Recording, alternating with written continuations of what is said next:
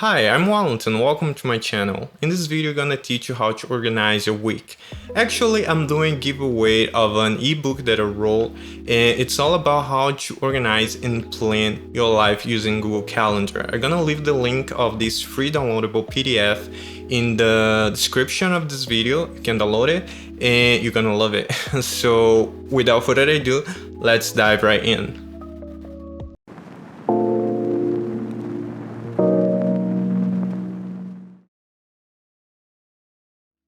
Choose a day to plan your week. It's important to choose a day to do the planning. I like to do it on Thursdays or Fridays. Some people do it on Mondays, but it's up to you. You can add a reminder to your calendar to remember yourself to plan your week on a specific day until it happens automatically.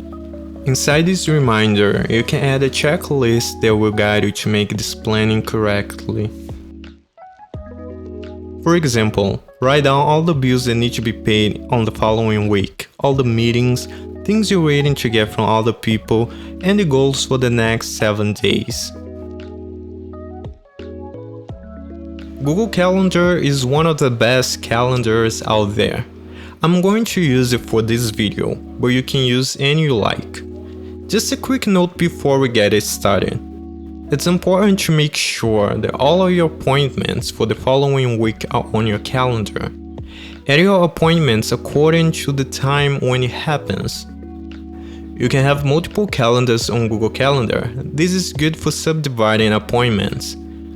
But there are events that don't have a specific time to happen. You can add those on the top of your calendar.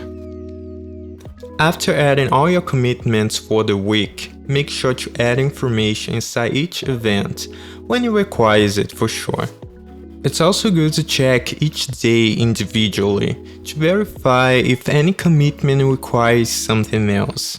For a meeting, you can attach files, presentations, and topics you're going to discuss. For a class, you can add PDFs, pages of a book you're reading, or questions for your teacher. If you're traveling, add the hotel address, room number, and any other relevant information about it. You can also add recurring events, like a class that happens every Thursday, a bill that you pay monthly or weekly, or an annual medical consultation. Even if it's not happening in the following week, those events are the easiest to forget. Once you have it all set up, you don't have to search around for that information again when the time comes. You'll have all you need on your calendar. Plan your displacement time between tasks so you don't have to think about it on the go. You can use Google Maps to track the time required to go somewhere and the time needed to go to the next place. Then you can plan to leave earlier and avoid setbacks. Let's say you plan to catch a flight, and you leave your place 2 hours earlier. Now if you have to wait 1 hour at the airport, you can use that 1 hour to do other tasks. Like check your luggage and other travel details, read a book, watch something on Netflix or YouTube, and so on. Just remember to add those things to your calendar. You're going to use your calendar to have a notion of how much time you have on a specific day, to not forget about your commitments, and stop yourself from overthinking about your assignments. When you plan things previously, it's so much easier to understand what you're capable of or not to do that day. That's why it's so important to add break times between your commitments on your calendar.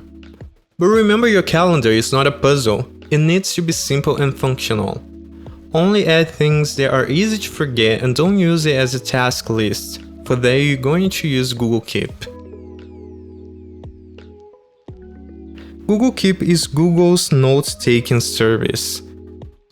You can find it inside Google Calendar if you're using a PC by clicking on the arrow at the bottom on the right side of the screen. One of the reasons I highly recommend Google Keep is because it's practical, simple, minimalistic, and works fine on mobile. Oh, and it's free. You can open Google Keep on another page to set it up better. I like to use it to add tasks for the following week, also some recurring tasks. First, I add a to-do note for every day of the week. I like to use different colors for each. Then I have some customizable tasks that I use a lot, and you can use them too. You can also be creative and customize it as you like. For example, on the street. That's a block where I add things I need to do outside. As almost every day I'm on the street doing something, it's easy to remember if I need to go to buy something or to do anything else. Reminders. Here I add some tasks I collect throughout the day. I make sure to solve them quickly and keep them short. I also add things that are important to remember in their week, like something I'm waiting from someone, for example. Things that work just as a reminder and don't need to be on the calendar precisely. On each day, I add some information I'm gonna need for the following week. For example, I like to add my workout routine. I also like to add emojis, they make everything easier to understand.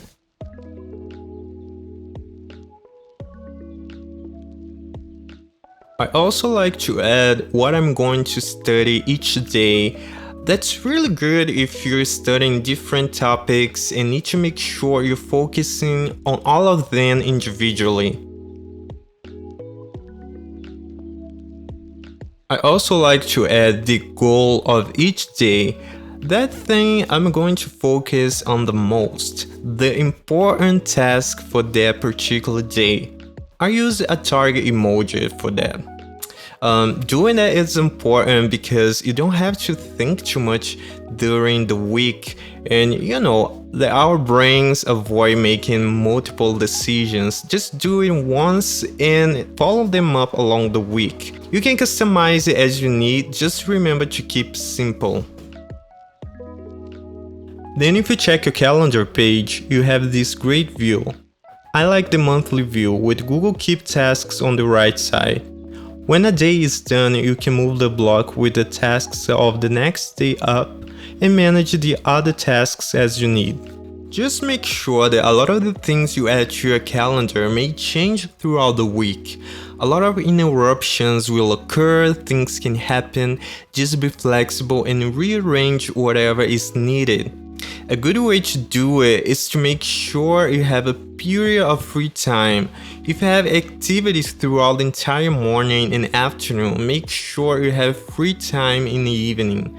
I mean by that, nothing on your calendar at that time. You can also do something like a thematic day, in which you're going to do only one thing or dedicate most of your time to do only one thing in a context, avoiding multitasking throughout that day.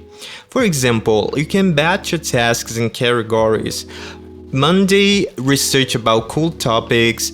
Thursday, you're going to write video scripts. Wednesday, Thursday, and Friday, shot the videos. Saturday and Monday, edit them.